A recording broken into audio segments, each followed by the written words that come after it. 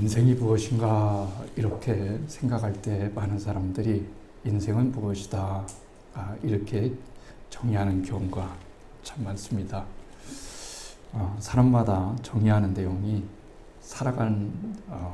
어떻게 살아왔는지에 따라서 정의가 달라질 수가 있습니다. 우리 조상들도 때로는 인생은 나그네다 이렇게 말을 했습니다. 예전에 유명한 가수님이 인생은 나그네 길이라는 노래도 있었는데 구수하게 아주 잘 불렀던 어린 시대의 추억이, 어릴 적 추억이 생각이 납니다. 여러 가지 또 어떤 사람은 안개다 잠깐 피었다가 없어지는 그런 안개와 같은 것이 인생이다 이렇게 말합니다. 그런데 그것은 세상에서 말하는 거고요. 성경은 인생을 몇 가지로 얘기하고 있는데 첫 번째는 우선 성경은 인생을 비유할 때 농부다 이렇게 비유를 하고 있습니다. 봄, 여름, 가을, 겨울 씨를 뿌리면서 열심히 살아가는 모습처럼 우리의 신앙이 봄, 여름, 가을의 인생을 겪으면서 씨를 뿌리는 것과 같다 하는 내용과 같을 겁니다. 두 번째는 인생은 이제 또 군인과 같다 하는 경우도 있습니다. 그렇죠? 그래서 기독교에는 구세군이 있지 않습니까? 구세군이 있습니다. 우리나라에는 그렇게 교세가 많지 않지만 구세군이 12월 25일 성탄절 또 연말 돌아오면 불우한 이웃을 돕고자 시청 앞에서나 그 밖에 곳에서 종을 치면서 합니다. 그쪽 구세군 교단에서는 이렇게 다 계급제입니다. 엄격하게 총사령관도 있고 이렇습니다. 왜 그러지? 이렇게 생각할 수도 있겠지만 성경에서 나오는 그런 내용을 따라서 그렇게 한번 살아보자 하는 그런 의미가 있습니다. 그래서 인생은 군대와 같아 하는 거죠. 전쟁터에 나가는 것이 군인입니다. 또 전쟁에서 승리하는 것이 군인이죠. 그런 것처럼 우리가 이렇게 평화롭게 사는 것 같지만 사실은 우리 영적 전투를 치르면서 살아갑니다.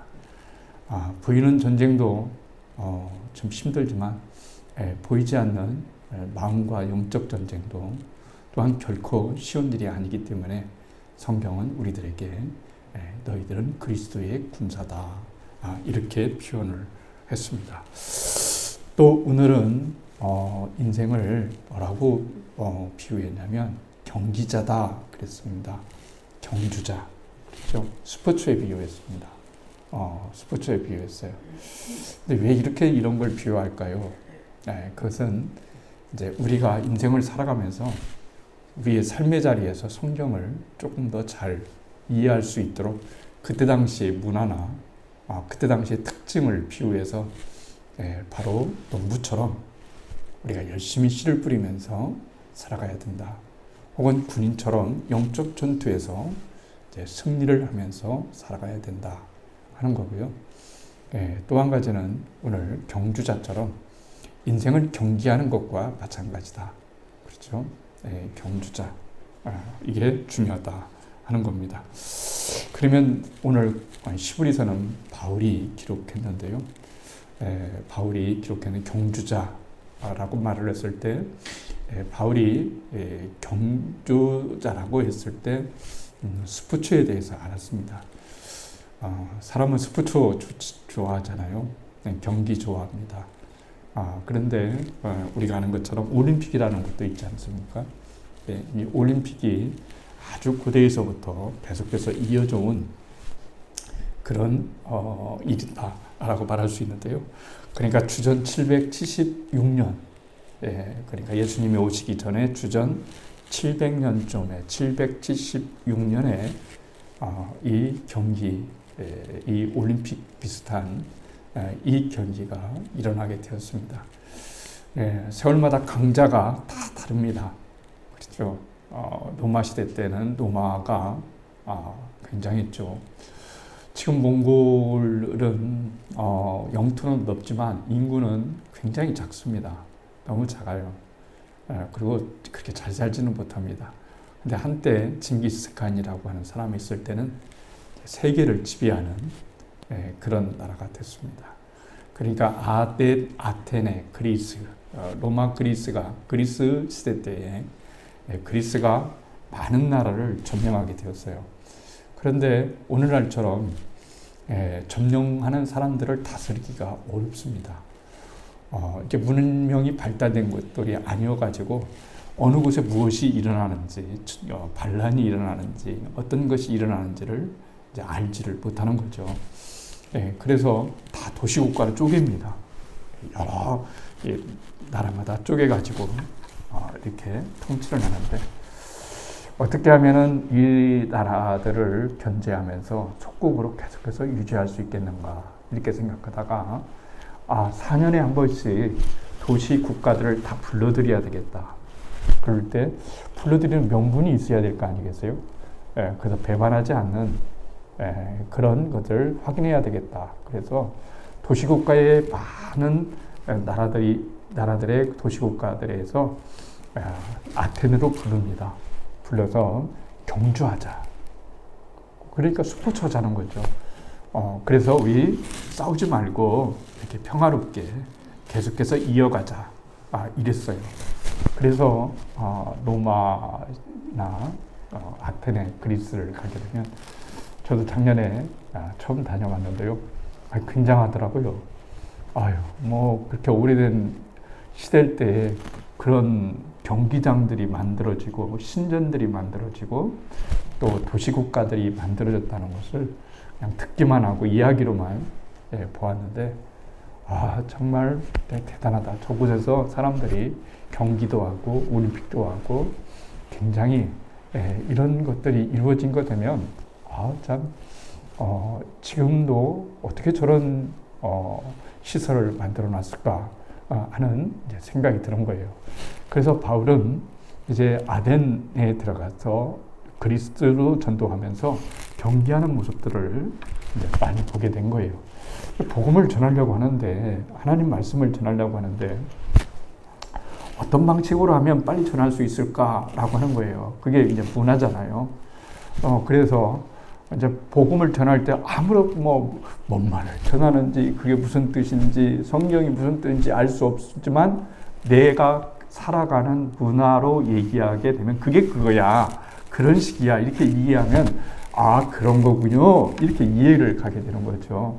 그런 것과 마찬가지로 바울이 오늘 신앙이라고 하는 것은, 인생이라고 하는 것은 여러분들이 아데네에서 그 아데네 경기장에서 경기하는 것과 우리가 전하려고 하는 이것과 다르지가 않습니다. 그렇죠? 경기하는 자는 이기려고 경기하는 거죠. 왜 이기려고 하는 거죠? 영광과 명예가 있기 때문에 그런 거죠. 이기면은 이제 월기관을 이렇게 또 쓰여주잖아요. 그런 것처럼 우리도 이 땅에 살아가면서 경주를 하는 겁니다. 우리가 경주를 함으로써 우리가 경주할 때 승리하게 되면 하나님 나라의 영광에 면류가는, 그래서 면류관 개념이 그들에게 쉽게 다가올 수 있도록, 면류관이 얼마나 영광스럽고 명예스러운 것인가 했을 때 하나님 나라에 들어갔을 때 우리에게 쓰여질 경기를 다 마치고, 경기하는 자가 쉽지 않잖아요. 열심히 뛰어야 되고, 오늘 갑자기 먹고 놀고 배가 이만큼 나와가지고 경기하겠다 이런 건 아니잖아요. 열심히 운동을 하고 훈련을 하고 연습을 해서 경기자가 되는 것처럼 바로 그런 얘기를 이제 우리들에게 말씀을 해주고 있습니다. 근데 중요한 것은 이런 거예요. 경기를 하는데 중요한 게 뭘까요? 목적입니다. 경기하는 목적이 있어야 돼요. 그렇죠? 올림픽 나가는 목적이 뭐예요? 금메달 따는 겁니다. 금메달 따는 거죠. 월드컵 나가는 이유가 뭐죠? 월드컵 우승을 좀 해보자. 이런 거죠. 이런 목적이 다 있어요. 그 다음에 목표라는 게 있습니다. 그러면 목적과 목표는 어떻게 다른 걸까요? 그러니까 목적은 어떤 일을 이루기 위한 추상적인 개념이에요. 추상적인 개념입니다. 이 추상적인 개념을 이루기 위해서 노력하는 것이, 구체적으로 노력하는 것이, 보이는 것처럼 구체적으로 노력하는 것이 목표다. 이렇게 말을 할 수가 있는 겁니다. 여러분, 목표가 있어요. 예를 들어서 이제 요트 경기를 하잖아요. 그러면은 이제 요트할 때 바다에서 보통 하지 않습니까? 그러면은 이 요트들이 이렇게 바람에 따라서 이렇게 일직선으로 가는 것은 아닙니다. 바람이 불기 때문에 절대로 일직선으로 갈 수 없어서 이렇게 돌아서도 가고 삐뚤어져도 가고 갑니다. 그런데 나중에 가다 보면 정확하게 이제 목적지가 있으니까, 그 목표물이 있으니까 거기에 도달하게 되는 거죠. 마찬가지입니다. 산을 올라갈 때도 마찬가지죠. 산을 좋아하는 사람 많이 있지 않습니까? 예를 들어서 북한 산에도 봉우리들이 참 많아요. 그런데 저도 몇 번 이제 따라가 봐서 했는데 뭐가 뭔지 모르겠어요. 인도하는 사람들은 뭐 이쪽으로 가면 이쪽이 나오고, 이쪽은 가면 뒤쪽으로 가는 거고, 이쪽으로 가면 좀 단축되는 길이고, 이쪽으로 가면 좀 멀리 편안하지만 좀 돌아가는 길이고, 막 이렇게 설명을 이제 잘 하시는 목사님이 설명해 주면, 뭐 원래 관심이 별로 없어서 그런지 뭔 말하는지도 모르겠고, 아무튼 가시라고, 저는 따라가겠다고, 열심히 따라가겠다고 이렇게 얘기합니다. 그러면은 뭐 이쪽로도 갔다가 또 막 이렇게 돌아가는 것 같고, 뭐 이렇게 갔고, 그런데 신기하게 뭐가 나오냐면 가고자 하는 목적지, 이 봉우리들이 나오게 되는 것을 알 수가 있습니다. 여기서 중요한 것은 뭐냐면 목적지입니다. 목적이에요. 목적지가 있어야 가는 겁니다. 인생도 마찬가지라는 얘기예요. 인생도 목표물이 있어야 돼요. 목적지가 있어야 돼요. 그냥 인생이니까 막 살아야지 이런 게 아니고, 인생에는 다 도착점이 있어요. 도착점이 없는 인생은 하나도 없는 겁니다. 다 지금 걸어가는 것 같지만 우리는 지금 다 목적지를 향해서 가는데, 그런데 분명하게 우리가 인생을 잘 살아갈 수 있는 길은 뭐냐면 목적지를 두고 가야 된다라고 하는 거예요. 그래서 오늘 이렇게 말씀하고 있는 거예요. 또 운전케 하시는 이인 예수를 바라보자 하는 뜻이 그런 말이에요. 성경 읽을 때 예수를 바라보자, 십자가 바라보면서 예수님 생각해야, 이런 뜻도 있지만, 원래의 뜻은 그런 것보다 사람이 이제 산에 올라가는 경기를 한다고 한번 생각해 봅시다. 그러면은 A 코스, B 코스, C 코스, D 코스가 쭉 있는데, 그냥 무작정 올라가는 것이 아니라 어떤 산 정상이라고 하는 봉우리를 가기 위해서는 그 봉우리의 목적과 목표를 맞춰야 여러분 하는 것처럼, 우리가 인생을 잘 살려면은, 인생을 구원받는 삶으로, 영생 있는 삶으로 살아가려면 예수라고 하는 목표를 두고 가야 된다는 거예요.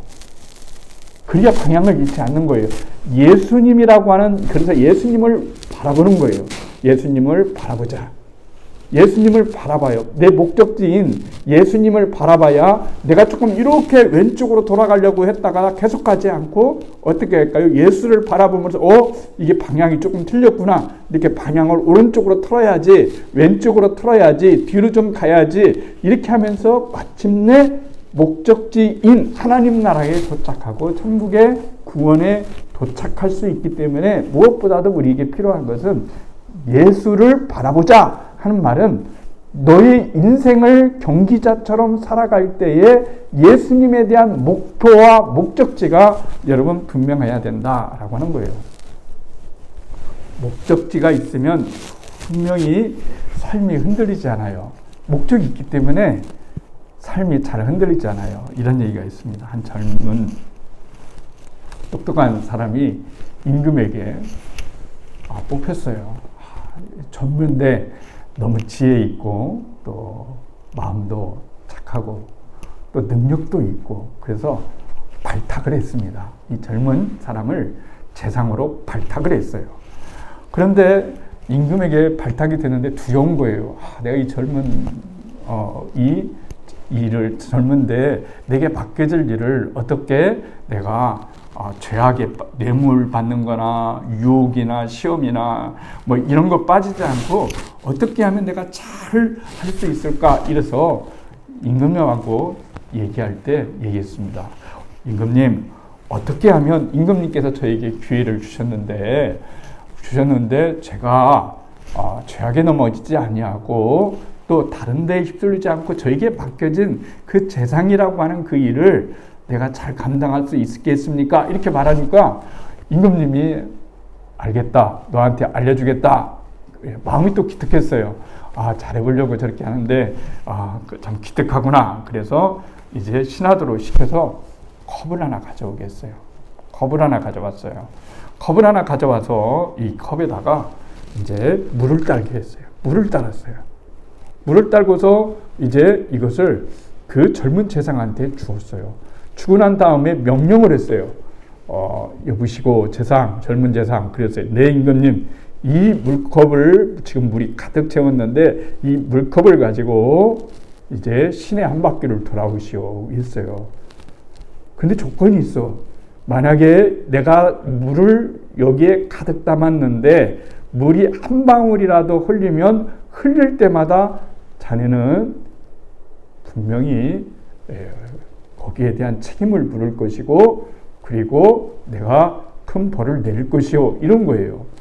그러니까 말이죠. 이 젊은 제상이 갑자기 큰일을 당한 거죠.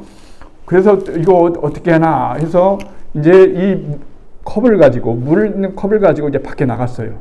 그래서 이제 시내 한 바퀴를 돌고 궁궐에 돌아오고 뒤에는 신하가 따르고 있어요. 사람들이 이 소식을 듣고 임금님이 문제 하나 냈는데 왜 그렇게 했는지 모르겠다고 물컵 들고 온다고 막 사람들이 소문이 나서 막 길에 들어섰고, 이 사람 저 사람 노인 여자 남자 여자 뭐 할 거 없이 다 있습니다. 그리고 여쪽에는 고깃집, 술집, 음식점, 집이 쭉쭉 다 있어요. 그래서 이 물컵을 가지고 이제 가는 거예요. 그런데 물컵을 보고 가는데 지금 보이는 것은 오직 물컵입니다. 물이 떨어지지 않기 위해서 이 물을 가지고 가는 거예요. 그래서 이렇게 가는 겁니다. 여러분, 컵을 보고 가니까 이 젊은 제상이 다른 데 신경을 못 쓰는 거예요. 물방울 떨어지면 게임 끝이거든요. 이게 큰일 나거든요. 왕한테 명령을 받았기 때문에 자기가 먼저 말을 꺼내서 이제 좋은 제상이 되는 그 방법이 무엇이오 했는데 물컵을 지금 얘기해 주는 거예요. 여기에 비밀이 달려 있는 거예요. 그래서 이 물컵을 가지고 쭉 겨우 막 흘릴까 말까, 빨리도 달리지도 못하고 천천히 오직 여기에만 눈 뜨고 드디어 왕궁에 도착했어요. 임무가 성공으로 마쳤어요. 임무가 성공으로 마쳤습니다. 그때 임금이 물어봤어요. 기특하오. 그랬어요. 내가 물어보겠어. 그랬어요. 자, 시내를 돌아오면서 이렇게 물었어요. 예쁜 여자의 얼굴이 보이던가 봤는가? 이랬어요. 못 봤습니다. 그런 거예요. 그러면 암흑의 노인은 봤는가? 못 봤습니다.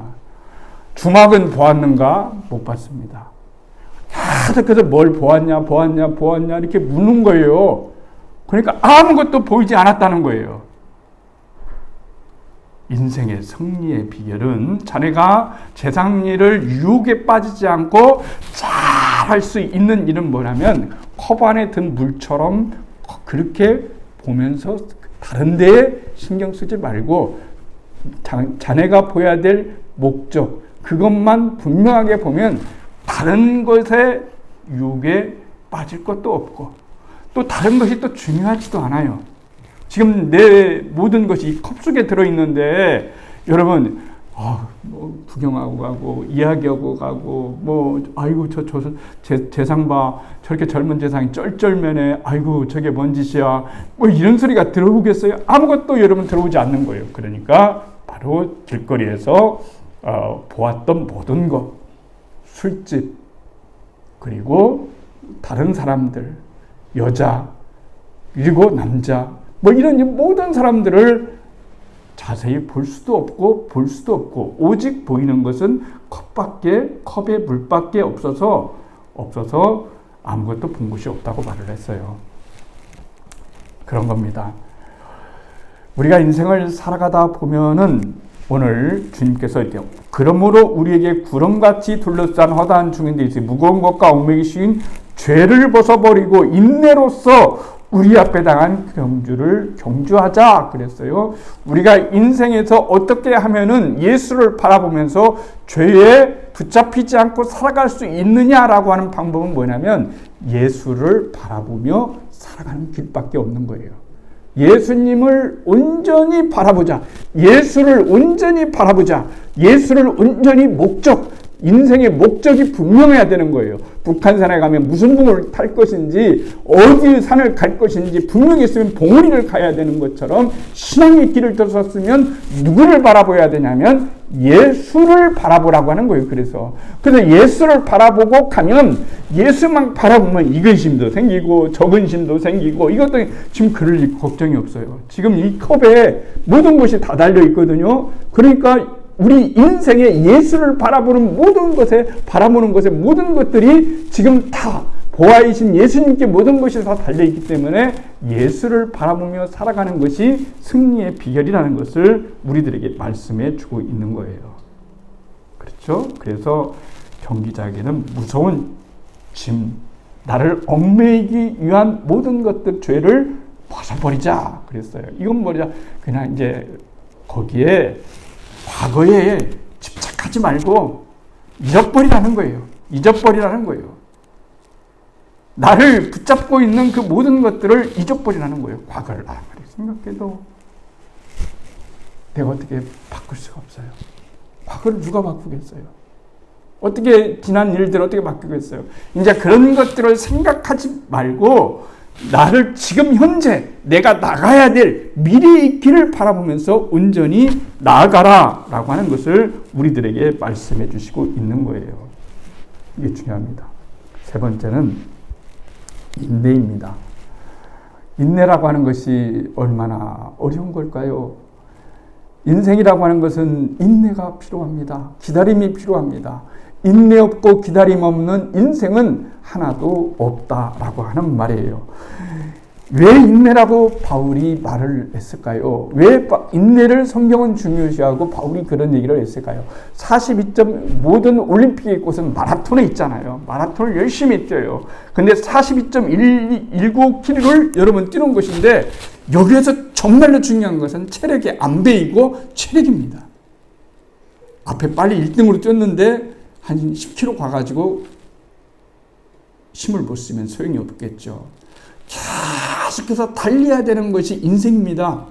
어디에서 어떻게 어떤 일이 나도 인내하면서 우리가 달려야 수밖에 없는 것이 바로 인내입니다. 그래서 그렇게 말하는 거예요.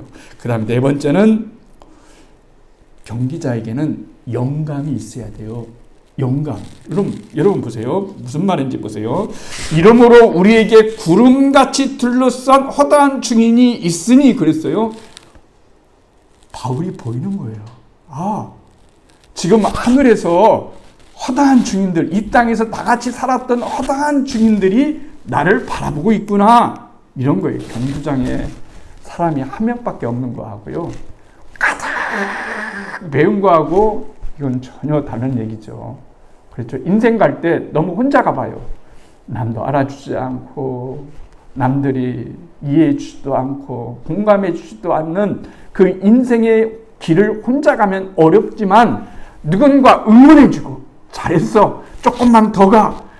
너 잘하고 있어. 막 이렇게 응원을 받으면 우리의 힘이 더욱더 나는 것처럼 바울이 지금 인생의 고난과 어려움 가운데 있지만은 하늘에서 수다한 이 땅에서 하나님을 위해서 탈당한 증인들이 뭐냐면 나를 응원하고 있는 거예요. 잘해 바울아, 조금만 참어. 디모데야, 조금만 참어. 스데반아, 조금만 참어. 너는 지금 계속해서 잘 달려가고 있어. 이렇게 하나님께서 우리들에게 말씀하시는 허다한 증인들이 지금 보고 있다 하는 그런 영감이 우리들 가운데 있어야 된다라고 하는 겁니다. 영감이 있어야 되는 거예요. 예수님께서 오늘 우리들에게 지켜보고 계시다는 거예요. 다섯 번째는 뭐냐면요. 이 경주자에게는 모범이 있어야 돼요. 그렇죠? 운동을 어떻게 하기 시작했습니까? 그러면 당신은 어떻게 이렇게 올랐습니까? 그러면 나에게는 모델이 있었습니다. 아무개 선수가 제 모델입니다. 아무개가 제 인생의 표본이었습니다. 그렇게 되려고 노력했습니다. 이렇게 말하는 것처럼 예수를 바라보자라고 하는 말은 그런 거예요.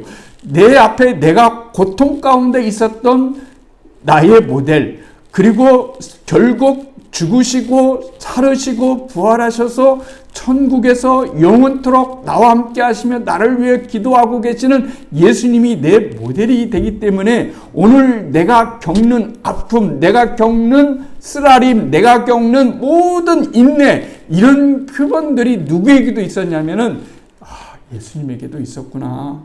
예수님에게도 있으니까 예수님도 이렇게 다 참아내고 마침내 이기셨는데 내가 무엇을 못하리, 이러면서 바로 바울이 표범을 얘기하고 있는 거예요. 그래서 디모데후서 4장 7절에 이렇게 나옵니다. 내가 선한 싸움을 싸우고 그랬어요. 싸움은 싸움인데 무슨 싸움이에요? 선한 싸움이에요. 선한 싸움을 싸우고 나의 달려갈 길을 마치고 그랬습니다. 나의 달려갈 길을 마쳐야 되잖아요. 그 다음에 믿음을 지켰으니 그랬어요. 그러고 난 다음에는 뭐가 기다리고 있을까요? 이제 후로는 나를 위하여 의의 면류관이 예비되어 있으니 그랬습니다. 나를 위해서 의의 면류관이 예비되어지고 있다 하는 겁니다. 이 의의 면류관이 우리들 가운데 있다 하는 거예요. 그래서 모든 사람들 앞에서 인내로서 경주하고 이 모든 목적을 향해서 왔을 때 주어진 그 영광의 그 자리에 모든 사람들이 환호하는 것처럼 신앙의 모습이라고 하는 것은 인생을 경주하는 것 같아서 경주하는 것이 힘들고 어렵지만 마침내 예수님이라고 하는 푯대를 향해서 예수님을 바라보고 예수님께 집중하여 살다 보면 우리의 인생의 길을 다 마칠 때가 있잖아요. 안 마칠 사람이 어디 있어요? 우리 인생의 길을 다 마쳤을 때 하나님께서 그 허다한 증인들 앞에서 오늘도 나에게 의의 면류관을 쓰여주시는 하나님의 놀라운 은혜를 보았기 때문에 바울과 스데반과 믿음의 우리의 선진들은 그렇게 살아갈 수가 있었다는 것을 우리들에게 말씀해 주시고 있는 거예요. 그렇습니다. 이 인생은 경주자입니다. 쉬운 일이 아니겠죠. 그렇지만 우리를 온전케 하신 예수를 바라보면서 오늘도 경주자가 되어서 우리의 삶을, 우리의 다른 박질을 쉬지 않고 예수라고 하는 푯대를 향해서 나아갔을 때에 우리에게 주어질 영광의 면류관, 하나님 나라에서의 영원한 면류관을 바라보면서 살아가는 것이 그리스도인이다. 그리스도이다. 반드시 면류관이 우리에게 있다. 영생의 영원한 면류관이 우리에게 예비되어 있다는 그 사실을 가지고 인생을 경주하는 것처럼 살아가는 것처럼 우리에게도 그런 믿음이 있기를 예수님의 이름으로 간절히 축원을 드리겠습니다.